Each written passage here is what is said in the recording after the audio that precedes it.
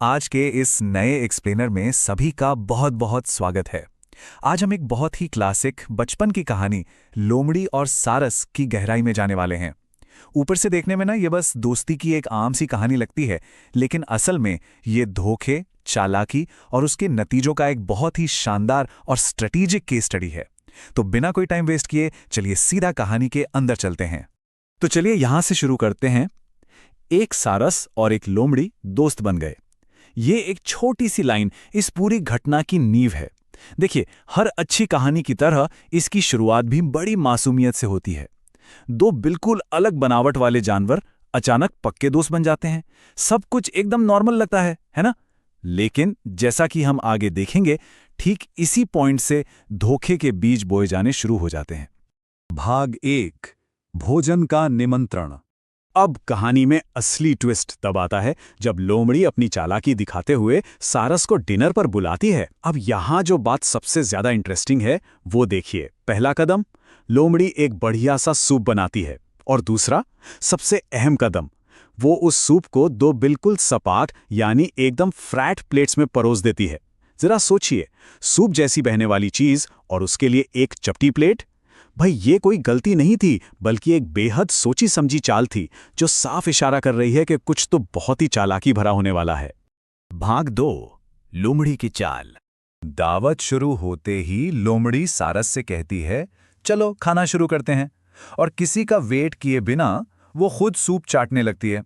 और तो और सूप पीते पीते बड़े ही ताने वाले लहजे में पूछती है, बड़ा टेस्टी है ना? ये बात लोमड़ी के सेल्फिश नेचर को पूरी तरह से खोलकर रख देती है। उसे बहुत अच्छे से पता है कि बेचारा सारस कुछ खा नहीं पा रहा है, फिर भी वो उसे चिढ़ाते हुए मजे ले रही है। अब जरा प्रैक्टिकली देखते हैं कि वहां हो क्या रहा था। सूप की महक से सारस के मुंह में पानी तो आ रहा था, पर वो उसे पी नहीं पा रहा था। रीजन बहुत ही सिंपल है। सारस की बनावट देखिए, उसकी चोंच बहुत लंबी होती है, और सामने क्या था? एक एकदम फ्लैट प्लेट। लंबी चोंच और चपटी प्लेट का ये जो बेमेल कॉम्बिनेशन था ना, उसकी वजह से सारस के गले के नीचे सूप की एक बूंद भी नहीं गई। लोमड़ी ने जानबूझकर उसकी इस फिजिकल लिमिटेशन को एक हथियार की तरह इस्तेमाल किया। तो इस पूरी घटना के बाद एक बहुत ही बड़ा सवाल उठता है। सारस को उसी वक्त समझ आ गया था कि धूर्त लोमड़ी उसके साथ एक बहुत ही भद्दा मजाक कर रही है। लेकिन सबसे कमाल की बात क्या है पता है? सारस ने कोई हंगामा नहीं किया। वो बिल्कुल चुपचाप खामोश रहा और बस देखता रहा कि कैसे लोमड़ी सारा सूप चट कर गई। ये खामोशी, ये बहुत कुछ कहती है। सबके दिमाग में यही आता है कि इतने बड़े अपमान के बाद इस सन्नाटे के पीछे सारस के दिमाग में आखिर क्या खिचड़ी पक रही होगी? वो आगे क्या करेगा? भाग 3 सारस की बारी। कुछ दिन बीतते हैं और पावर डायनामिक्स पूरी तरह से बदलने लगते हैं। सारस भी बिल्कुल सेम वही स्टेप उठाता है और लोमड़ी को दावत पे बुलाता है। अब यहां बहुत ही शानदार तरीके से देखने को मिलता है कि बदला कैसे लिया जा रहा है। एक तरफ वो फ्लैट प्लेट है जो लोमड़ी ने इस्तेमाल की थी, और दूसरी तरफ है सारस का हथियार, एक पतले मुंह वाली सुराही। बर्तन पूरी तरह से बदल गया है और इसी के साथ बाजी भी पलटने वाली है। सारस ने एकदम शांत रहकर लोमड़ी को उसी के गेम में हराने की फुल प्लानिंग कर ली है। भाग 4 सुराही का सूप। अब यहां कहानी में गजब की सिमेट्री, एक समानता देखने को मिलती है। लोमड़ी जैसे ही सारस के घर पहुंचती है, सारस भी वही कहता है, चलो खाना शुरू करें। और फिर अपनी लंबी चोंच उस सुराही में डालकर आराम से सूप पीते हुए बिल्कुल वैसा ही ताना मारता है जो लोमड़ी ने मारा था। वो कहता है, मैंने ये खास तुम्हारे लिए बनाया, शर्माओ मत, जी भर कर खाओ। ये शब्द लोमड़ी को बिल्कुल तीर की तरह चुभते हैं। सारस ने एकदम सही जगह पर वार किया था। अब देखिए, जैसे सारस उस चपटी प्लेट से नहीं खा पाया था ना, बिल्कुल वैसे ही अब लोमड़ी की अपनी शारीरिक बनावट उसके आड़े आ जाती है।